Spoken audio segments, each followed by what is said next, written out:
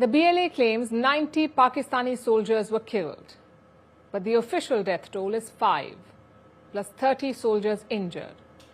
This was again a daring attack by the Baloch Liberation Army, and their target remained the same, Pakistan's military. Both these attacks show a level of complexity. The BLA chose risky targets, they made videos of the attacks, and they made sure to target the military. Even the hijacked train was carrying dozens of military personnel. So how is the army responding? Well, right now they seem to be in a state of shock.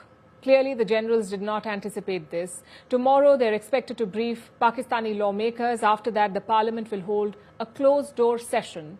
All signals point to a crackdown. But even that may not help, because Pakistan's problem is more complicated. They're not dealing with one group.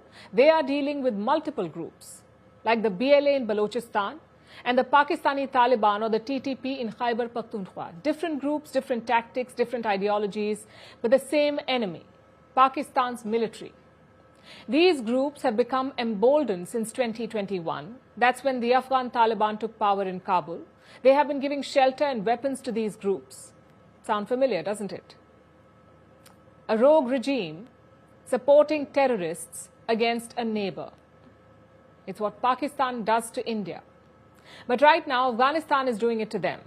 In fact, I'll show you some numbers. In 2021, 403 terror attacks were reported in Pakistan, 403. In 2022, that number rose to 512. In 2023, it was 789. And last year, 1,116. These numbers make one thing quite clear. Pakistan is facing a major security crisis. This is the highest level of violence in almost 10 years, and Islamabad is blaming its neighbors for it. Both India and beyond the blame game, what's the playbook? Pakistan adopted a strategy in 2014. It is called the NAP, the National Action Plan. Think of it as Pakistan's anti-terror playbook. It combines crackdowns with non-military measures, like reforms and development programs. But this playbook has had 3 problems. Problem number 1 is the lack of global support. Pakistan has been complaining about terrorism at the United Nations, but no one is paying attention to them. And why should they? Why would they? Islamabad played a double game on terrorism. They betrayed the Americans once. So why should they trust Pakistan again? The second problem is the selective approach. Pakistan may oppose the TTP or Baloch insurgents, but they still sponsor terrorism against India. They still have good and bad terrorists. As long as that does not change, Pakistan will not make progress. And finally, problem number 3, the economy is still in the dumps. I mentioned non-military measures in the anti-terrorism plan.